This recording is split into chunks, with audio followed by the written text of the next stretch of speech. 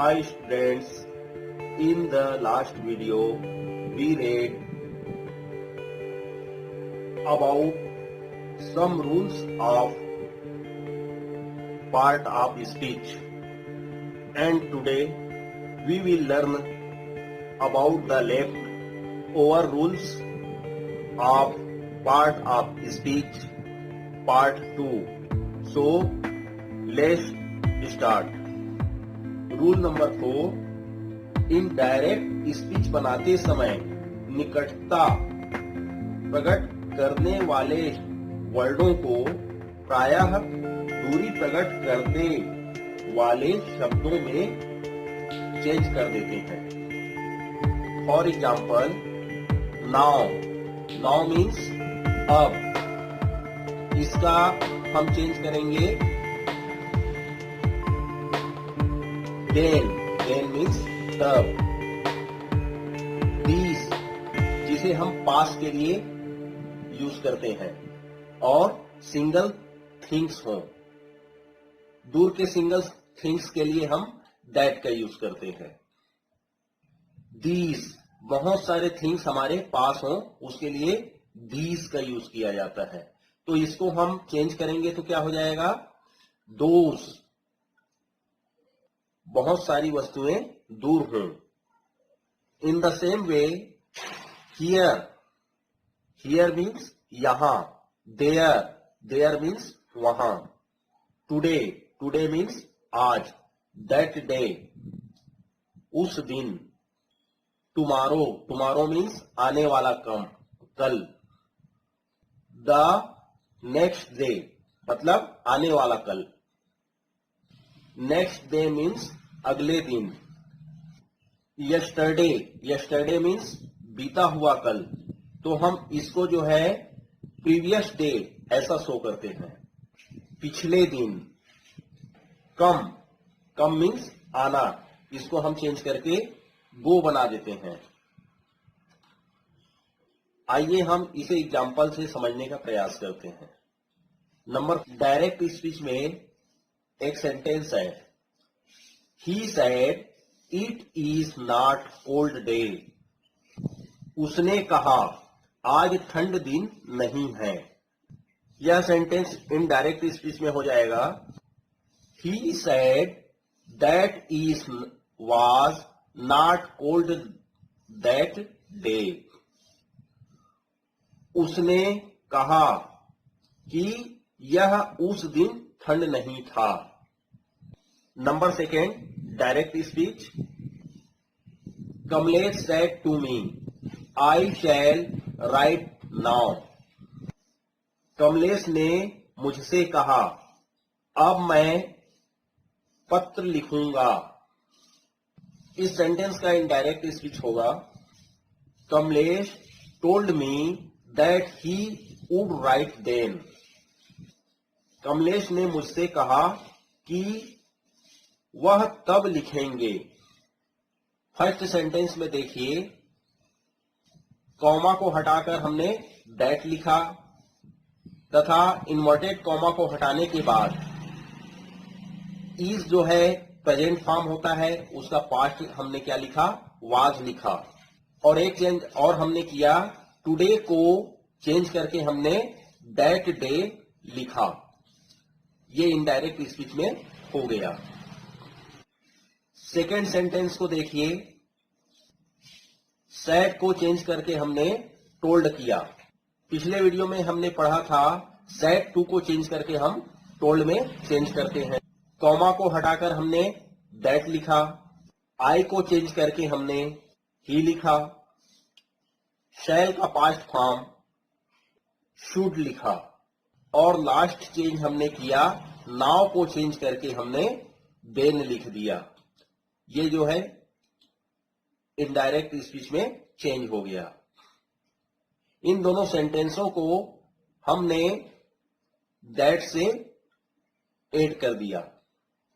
Rule number 5, यदि reporting verb past tense में हो तो रिपोर्टेड स्पीच में आई हुई वर्ब्स का टेंस चेंज हो जाता है। We understand carefully by the examples. Write verb का फर्स्ट फॉर्म है, ये जो है वर्ब का सेकंड फॉर्म में चेंज हो जाता है, रोट हो जाएगा। Is a mark present form होता है, उसका पास्ट फॉर्म वाज वर्ब हो जाएगा। हैव तथा हैज का पास्ट फॉर्म हैड होता है। शैल का पास्ट फॉर्म शुड होता है। विल का पास्ट फॉर्म वुड होता है। कैन का पास्ट फॉर्म कुड होता है तथा मे का पास्ट फॉर्म माइट होता है। ये shall, should, will, would, can, could, may, might, इसे हम मॉडल्स कहते हैं। यह मॉडल्स कहलाता है।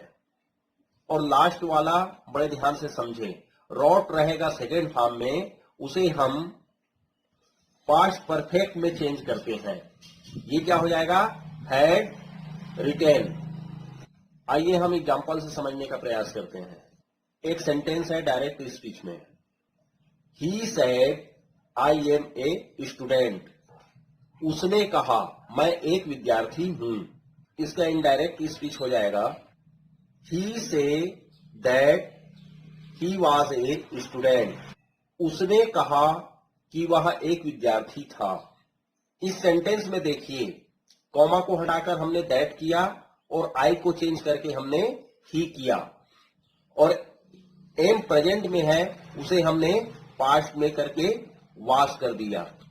फिर सेंटेंस जैसा है वैसी है और इन्वर्टेड कॉमा जो है हट गया। नंबर सेकेंड डायरेक्ट स्पीच में, Yamini said I write a letter. Yamini ने कहा मैं एक पत्र लिखती हूं। यह इनडायरेक्ट स्पीच में हो जाएगा यामिनी सेड, पहले लिखेंगे, कॉमा को लगा करके हम दैट ऐड करेंगे, और यहां फीमेल है तो आई जो है चेंज हो करके सी हो जाएगा, और राइट का सेकेंड फॉर्म रोट हो जाएगा। Yamini said that she wrote a letter. Yamini ने कहा कि वह एक पत्र लिखी।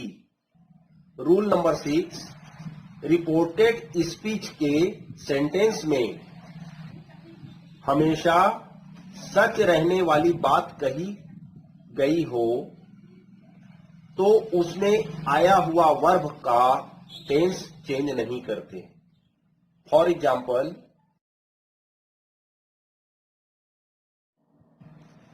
The teacher said the earth is round. शिक्षक ने कहा पृथ्वी गोल है। इनडायरेक्ट स्पीच में हो जाएगा the teacher said that the earth is round. इस सेंटेंस में सिर्फ दैट करके हमको ऐड करना है, क्योंकि ये जो है ट्रूथ है कि पृथ्वी गोल है। जिस सेंटेंस में बात सही कही जाए, ट्रूथ रहे, तो उसमें हमको कुछ चेंज नहीं करना है, सिर्फ दैट करके दोनों सेंटेंस को ऐड करना है। कुछ रूल्स हैं, उसे अच्छे से दिमाग में बैठा लीजिए। इन्वर्टेड कॉमा जहां शुरू होता है वहां उसके स्थान पर दैट लगाते हैं।